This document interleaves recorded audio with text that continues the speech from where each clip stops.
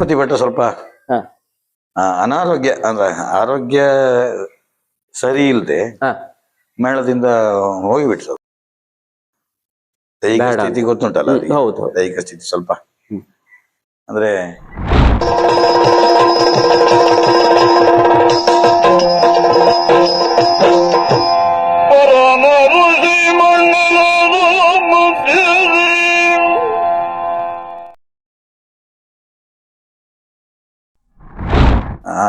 ಕಡೆಗೆ ಸೌಕೂರ್ ಮೇಳಕ್ ಮಾತಾಡಿದ್ರು. ಸೌಕೂರ್ ಮೇಳಕ್ ನೀನು ಪ್ರಧಾನ ಭಾಗವತ್ ಆಯ್ತಂತ ಮೇಳಕ್ ಮಾತಾಡಿದ್ರು.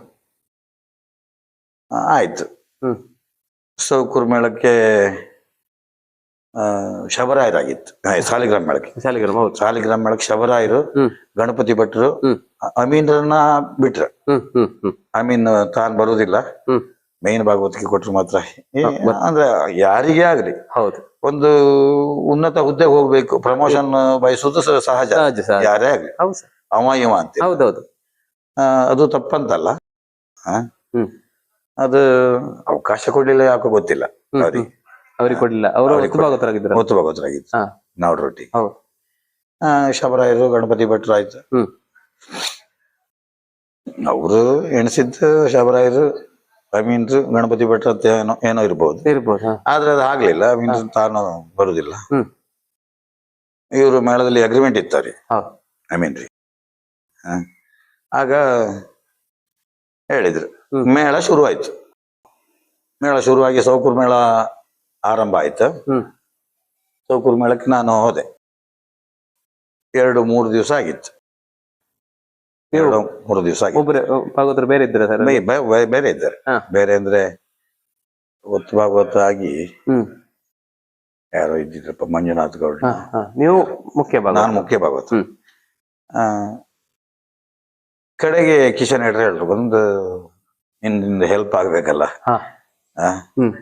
ಅಂದ್ರೆ ಅಮೀನ್ರು ಹೇಳಿದ್ರಂತೆ, ನಾನು ಸೌಕೂರಿಗೆ ಹೋಗುದಾರ ಹೋಗ್ತೇನೆ, ನಾನು ಸಾಲಿಗ್ರಾಮಕ್ಕೆ ಹೋಗುದಿಲ್ಲ ಹೀಗೆ ಅಂದ್ ಅವರವರ ಒಂದು ಪ್ರೆಸ್ಟೇಜ್ ಸಮಸ್ಯೆ ಅದ ಏನೇ ಇರ್ಲಿ. ಆಗ ನನಗ್ ಮನಸ್ಸಿರ್ಲಿಲ್ಲ, ನಾ ಹೋಗುದಿಲ್ಲ ಮಾರ್ರೆ, ನನಗೆ ನೀವು ಸಾಲಿಗ್ರಾಮಕ್ಕೆ ಹೋಗಿ ಅಂತ. ನಮಗೆ ಇದೇ ಮೇಳ ಅಡ್ಡಿಲ್ಲ, ಒಂದು ಇದು ಮಾಡ ಮಾರ ನೀನು. ಅವ್ರದ್ದು ರಿಕ್ವೆಸ್ಟ್ ಮಾಡಿದಾಗ ಮಾಡಿದ್ರು. ಆಮೇಲೆ ಇಲ್ಲದ ಮನಸ್ಸಿನಲ್ಲಿ ಹೋದದ್ದ ಸಾಲಿಗ್ರಾಮಕ್ಕೆ. ಅಂದ್ರೆ ಇಲ್ಲಿಂದ ಕರ್ಕೊಂಡು ಹೋದ್ರು ಅವರು ಕಾರಲ್ಲೇ. ಅತ್ಲಾಗ ಉತ್ತರ ಕನ್ನಡದಲ್ಲೆಲ್ಲ ಆಟ, ಅಲ್ಲಿ ಕರ್ಕೊಂಡು ಹೋದ್ರು. ಅವ್ರದ್ದೇ ಮೇಳ? ಅವ್ರದ್ದೇ ಮೇಳ ಬಿಡಿ. ಅಂದ್ರೆ ನೀವು ಅಲ್ಲಿಗೆ ಇಲ್ಲೇ ಇರುವಂತ ಹತ್ರದ ಮೇಳ, ದೂರ ಆಗುದಿಲ್ಲ ಅಲ್ಲ. ತಿರುಗಾಟ ತುಂಬಾ ದೂರ ಇರ್ತದೆ ಸಾಲಿಗ್ರಾಮ.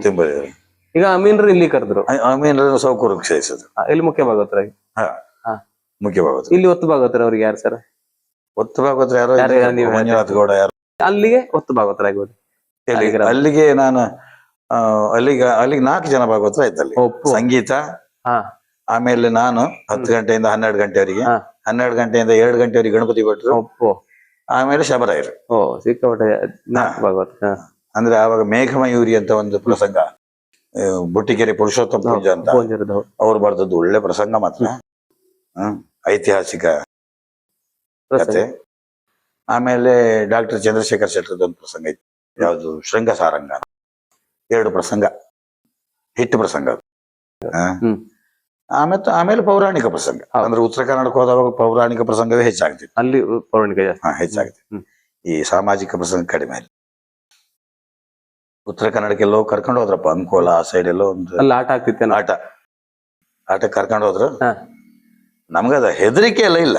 ನಿಮ್ಗೆಲ್ಲ ಗೊತ್ತಿದೆ, ಮತ್ತೆ ಅನುಭವ ಇದೆಯಲ್ಲ. ಅನುಭವ ಹೌದು, ಬೇಸ್ಮೆಂಟ್ ಗಟ್ಟಿದೆ. ಹೌದು, ಅಂದ್ರೆ ಆ ಕಲಾವಿದ್ರು ಈ ಕಲಾವಿದ್ರು ಅದ್ರೆಲ್ಲ ಹೆದರಿಕೆ ಇರ್ಲಿಲ್ಲ. ರಂಗಕ್ಕೆ ಹೋಗಿ ಕೂತ ಮೇಲೆ ನಾವು ನಮ್ಮ ಅರ್ಹತೆಯನ್ನು ತೋರಿಸುದೆ. ಒಂದೇ 1-2 ಆಟದಲ್ಲಿ ನಾನು ಕ್ಲಿಕ್ ಆಗಿಬಿಟ್ಟೆ ಅಲ್ಲಿ. ಅಂದ್ರೆ ಸ್ವರ ಚಂದ ಇದ್ದಿತ್ತು. ಸಣ್ಣ ಪ್ರಾಯ 26-27 ವರ್ಷವೇನು ಅಷ್ಟೇ. ತಿರುಗಾಟ ಎಷ್ಟು ವರ್ಷ ಮಾಡಿ ಸರ್ ಅಲ್ಲಿ? ತಿರುಗಾಟ ಒಂದೇ ವರ್ಷ. ಮತ್ತೆ 3-4 ಜನ ಬೇಡ ಅಂತ ಅಲ್ಲ ಸರ್? ಏನು ಹೇಳಿ ಅವ್ರು ಬಿಟ್ಟದಲ್ಲ, ನಿಮ್ಗೆ ಹೋಗ್ಲಿಕ್ಕೆ ಮನ್ಸಿಲ್ಲ.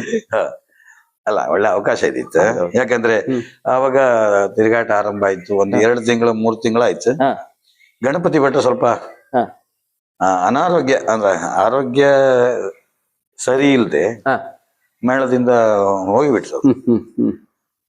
ದೈಹಿಕ ಬೇಡ ಸ್ಥಿತಿ ಗೊತ್ತುಂಟಲ್ಲ ಅವ್ರಿಗೆ. ಹೌದು ದೈಹಿಕ ಸ್ಥಿತಿ ಸ್ವಲ್ಪ ಅಂದ್ರೆ ಬರ್ಲೇ ಇಲ್ಲ ಮೇಡಮ್. ಅಂದ್ರೆ ಅವರಿಗೆ ಅವಕಾಶ ಒಳ್ಳೇದಿತ್ತು, ಇತ್ತು. ಪೌರಾಣಿಕ ಪ್ರಸಂಗದ ಅನುಭವ ಉಂಟು, ಹೊಸ ಪ್ರಸಂಗದಲ್ಲೂ ಒಳ್ಳೆ ರಹಿಸಿದ್ದಾರೆ ಅವರು. ಆದ್ರೂ ಯಾಕೆ ಗೊತ್ತಿಲ್ಲ, ಅದು ಅವರವರ ವೈಯಕ್ತಿಕ, ಅದು ಗೊತ್ತಿಲ್ಲ. ಮೇಳದಿಂದ ಹೋಗಿಬಿಟ್ರು. ಆವಾಗ ನಮ್ಗೆ ಫುಲ್ ಅವಕಾಶ. ನಿಮಗೆ ಸಿಕ್ತು 2-3 ಭಾಗವತ ಸಂಗೀತಗಾರ ಬಿಡಿ 2 ಭಾಗವತ ಮಂದಾರ್ತಿ ಮೇಳ ತರನೇ ಆಯ್ತು ಅಲ್ವಾ? ಅವ್ರ ಮೇನ್ ಹೊತ್ತು. ಆವಾಗ ತಿರುಗಾಟ ಮುಗೀತು. 1 ವರ್ಷದ ಮುಗೀತು.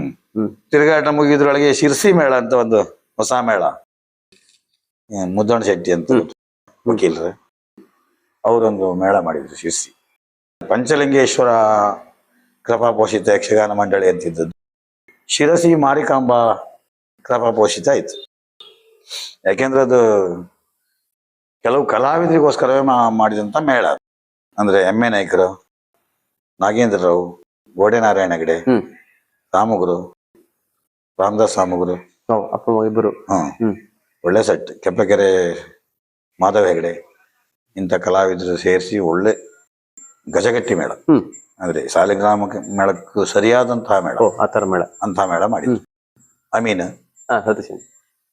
ಅಮೀನ್ ಎಲ್ಲ ಅಂದ್ರೆ ಅವರು ಕರೆದ್ರು ನನ್ನ. ಅಲ್ಲಿಗೆ ನೀವು ಅಲ್ಲಿಗೆ ಶಿರ್ಸಿ ಮೇಳ ಅಲ್ಲಿಗೆ ಮೊದಲು ಹೇಳಿದ್ದು KP ಹೆಗಡೆ ನೀವು ಅಂತ ಹೇಳಿದ್ರು. KP ಹೆಗಡೆ ಆದ್ರೆ ತೊಂದ್ರೆ ಇಲ್ಲ, ಹಿರಿಯ ಭಾಗವತರವರು, ಅವ್ರಿಗಿಂತ ಕೇಳಕ್ ಮಾಡ್ಬೋದು ಅಂತ ಹೇಳಿದ್ರು. ಆಮೇಲೆ ಎಲ್ಲ ಸ್ವಲ್ಪ ಚೇಂಜ್ ಆಯ್ತು ಬಿಡಿ, ಅದು ಈ ಯಕ್ಷಗಾನದ ರಾಜಕೀಯ ಬಿಡಿ, ಅದೆಲ್ಲ ಇದ್ದೇ ಇರುತ್ತೆ. ಅಲ್ಲಿ 10 ಭಾಗವತಿಗೆ ಆವಾಗ ಯಾರು ಅಮೀನ್, ನಾನು, ನೆರಳಕಟ್ಟಿ ಶಂಕರಪ್ಪಯ್ಯ ಅಂತ ಕೇಳಿದ್ರ ಅವರು, ರವೀಂದ್ರ ಕೃಷ್ಣ ಭಟ್ ಅಂತ ಸಂಗೀತ, 4 ಜನ ಭಾಗವತ. ಆಗ ಅವಕಾಶ ಇರ್ಲಿಲ್ಲ, ಅಂದ್ರೆ 12 ಗಂಟೆಗೆ ಹೋಗುದು, 2 ಗಂಟೆ ಅಲ್ಲಿ 1-2 ವರ್ಷ.